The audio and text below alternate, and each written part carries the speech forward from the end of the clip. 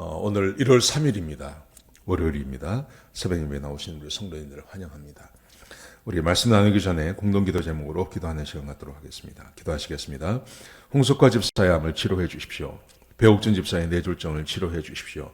언어가 회복되고 오른쪽 팔다리에 힘이 생겨나도록 해주십시오. 곽한나 집사의 허리를 치료해 주십시오. 권하다 집사가 다시 걷도록 해주십시오. 옥에서 내리니까 회복이 잘 되게 해주십시오. 이승학 성도의 뇌종양 치료가 잘 되게 해주십시오. 신하순 성도의 머리와 목을 치료해 주십시오. 우한 폐렴으로부터 우리를 지켜주십시오. 예수님의 이름으로 기도합니다. 아멘.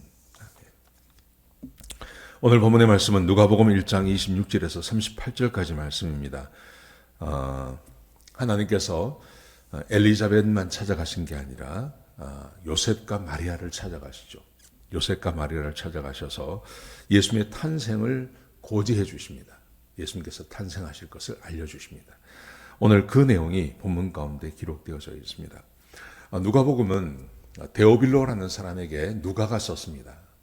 무엇을 강조하냐 하면 예수님이 실제로 하나님이시고 그분이 이 땅에 오신 실제로 일어난 사건이라는 것을 지금 이제 증명해 보이는 그런 일입니다. 그래서 마리아에게 하나님께서 찾아오셔서 어떻게 말씀하시는지에 대해서 기록하고 있습니다. 오늘 본문이 우리에게 주고 있는 교훈은 이런 것입니다.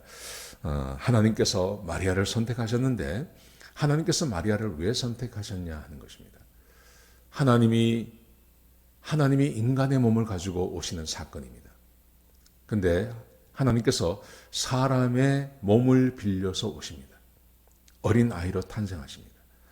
여러분, 이 과정에서 만약에 마리아 혹은 요셉 이 두 사람이 다른 마음을 먹는다면 그러면 메시아의 탄생이 위험해질 수 있고 메시아의 탄생이 일어날지도 않을 수도 있고 메시아의 탄생이라고 하는 그 놀라운 사건이 퇴색할 수도 있는 그런 것입니다.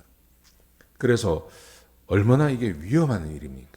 하나님이 인간의 몸을 가지고 오셨을 때 아이로 태어난다는 게 얼마나 위험한 일인지 모릅니다. 생각을 해보면요. 근데 하나님께서 그것을 선택하시고 특별히 마리아라는 사람을 선택하십니다. 그러면서 하나님께서 마리아를 선택하신 이유가 뭔지 오늘 본문 가운데 기록되어져 있습니다. 오늘 한번 말씀을 한번 같이 한번 보시겠습니다. 자, 26절에 보시면요. 6개월째 되던 날, 6개월째라는 말은 엘리자벳이 임신한 지 6개월이란 말입니다. 엘리자벳이 임신한 지 6개월 되었을 때 천사 가브리엘이 하나님의 보내심을 받아 갈릴리 나사렛에 갑니다. 예수님이 갈릴리 나사렛 사람이라고 하지 않습니까? 거기가 아마도 이 마리아와 요셉이 함께 지내던 그 고향 같은 곳이죠. 자, 그런데 거기에 다윗의 자손 중에 요셉이 약혼한 처녀가 있었는데 그 처녀의 이름이 마리아였습니다. 이 가브리엘이 마리아를 찾아갑니다. 마리아를 찾아가서 이렇게 말을 합니다. 인사를 먼저 하죠. 28절에 보시면요. 은혜를 받은 자여 평안하라. 주께서 너와 함께 하신다. 참 놀라운 게 어떤 거 뭐냐면 하나님이 사람을 찾아오시거나 또 천사가 사람을 찾아오시거나 혹은 사도들이 교회에 편지할 때 첫 번째 쓰는 말이 인사가 그겁니다. 평안하라라는 말입니다. 평안하라. 여러분, 사람에게는 평안하라라는 말이 별로 힘이 없습니다. 근데 하나님께서 평안하라 혹은 하나님의 메신저들이 와서 평안하라라는 말의 의미, 또 사도들이 교회를 향해서 평안할지어다, 너에게 하나님의 은혜가 있을지어다 라는 말은 어떤 의미냐 하면 하나님께서 그것을 원하신다는 말입니다. 우리가 주일날 함께 말씀을 나누었는데 하나님께서 우리 사람에게 원하는 것이 평안입니다. 주일날 함께 말씀을 나눈 것처럼 하나님이 사람에게 원하는 것이 평안을 누리는 것입니다. 하나님은 우리가 평안 가운데 살기를 원하시고요. 사람을 처음 만드셨을 때 이 평안을 약속하셨습니다. 그래서 그렇게 말하는 겁니다. 은혜를 받은 자여 평안하라. 주께서 너와 함께 하신다. 자, 그러면서 천사가 이렇게 말을 합니다. 이제 예수님을 임신할 것에 대해서 이야기를 하죠. 그 이야기를 이렇게 말합니다. 31절에 보시면 보라 내가 잉태하여 아들을 낳으리니 그 이름을 예수라 하라. 잉태하여 아들을 낳게 될 것이다. 그는 큰 자가 되고 지극히 높으신 하나님의 아들이라 일컬음을 받게 될 것이다. 32절에서는요. 주 하나님께서 그 조상인 다윗의 왕위를 그에게 주실 것이고 영원히 다윗의 집을 왕으로 다스리게 될 것이다. 그 나라가 무궁하게 될 것이다. 왕이 태어난다. 하나님의 아들이 태어나는데 그 하나님의 아들이 너의 몸을 빌려서 이제 태어나게 될 것이고 그의 이름을 예수라고 하라. 이렇게 말씀을 하시는 거죠. 그러니까 이게 얼마나 놀라운 일입니까? 임신을 했다 벌써. 너는 임신을 하게 될 것이고 이런 일이 있을 거라고 하니까 자 34절에 뭐라고 되어 있냐면 나는 아직 마리아가 대답을 합니다. 나는 아직 남자를 알지 못합니다. 그러니까 지금 아직 혼례를 치른 게 아니고 약혼을 한 상태, 정혼한 상태거든요. 정혼한 상태이기 때문에 함께 살지 않습니다. 그리고 앞으로 아직 결혼을 하려면 아직 시간이 좀 남아있는 상태이죠. 자, 그런데 임신을 하게 될 것이다. 이렇게 말씀하시니까 이게 놀래서 이제 이 말씀을 하는 겁니다. 나는 아직 남자를 알지 못합니다. 어떻게 이런 일이 있을 수 있겠습니까? 결혼하려면 아직 멀었습니다. 이런 대답을 하죠. 자, 그랬더니 천사가 뭐라고 말을 하냐면 성령이 내게 임하시고 지극히 크신 하나님의 능력이 너를 덮을 것이다. 그러면서 36절에 보시면 37절에 보시면 대저 하나님의 모든 말씀은 능하지 못하심이 없느니라. 하나님께서 말씀하시면 그 말씀하신 대로 다 이루어진다. 그러면서 36절에 보시면요. 너의 친족 엘리자벳 이야기를 합니다. 6개월 전에 있었던 이야기죠. 6개월이 흐른 다음에 엘리자벳도 나이가 들어서 임신을 하지 못한다고 했는데 그도 임신했다. 하나님께서 행하신 이 일이 사실이라는 것을 하나님이 먼저 엘리자벳을 통해서 엘리자벳에게 임신되는 사건을 통해서 마리아에게 확신을 주기 위해서 하나님께서 일을 하시는 거죠.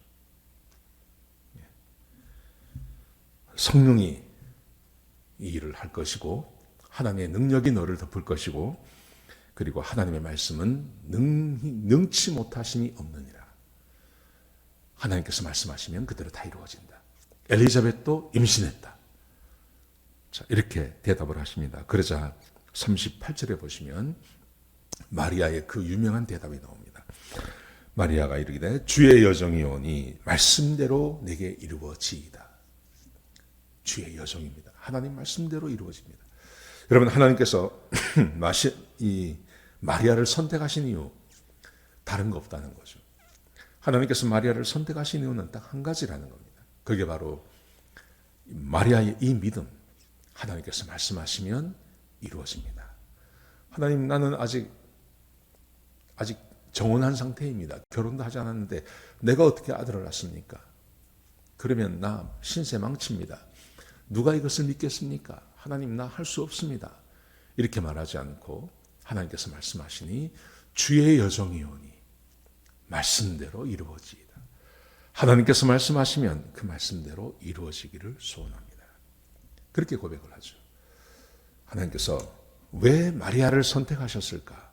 마리아의 이 믿음 때문에 그렇습니다. 여러분 예수님께서 우리에게 가르치신 기도, 주기도문 가운데 그런 내용이 있습니다. 뜻이 하늘에서 이루어진 것 같이 땅에서도 이루어지이다. 우리가 이것을 위해서 기도하라는 겁니다.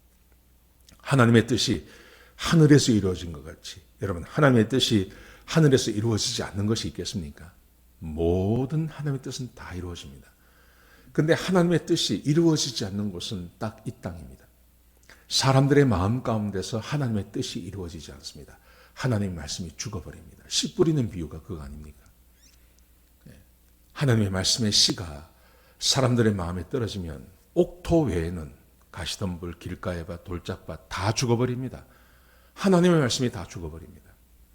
하나님의 뜻이 이루어지지가 않습니다. 근데 오늘 하나님께서 이 마리아를 선택하시는 이유, 주의 여종이오니 주의 말씀대로 이루어지이다. 여러분, 우리가 한 해를 시작하면서 우리가 이 마음을 가지고 한 해를 시작해야 될 줄로 믿습니다. 하나님의 뜻대로 되옵소서. 예수님께서도 그 고백을 하지 않았습니까? 내 뜻대로 하지 마시고 아버지 뜻대로 하옵소서. 여러분, 오늘 하루를 지나시면서 하나님께서 나를 선택하시고 우리를 구원해 주시고 우리를 하나님의 자녀 삼아 주신 것, 하나님은 어떤 기대를 가지고 있을까요? 아마 이 기대일 것입니다. 하나님의 뜻이 이루어지기를 기대하고 계실 것입니다. 우리가 언제나 하나님 앞에 서서 하나님, 주의 말씀대로 이루어지게 하여 주옵소서.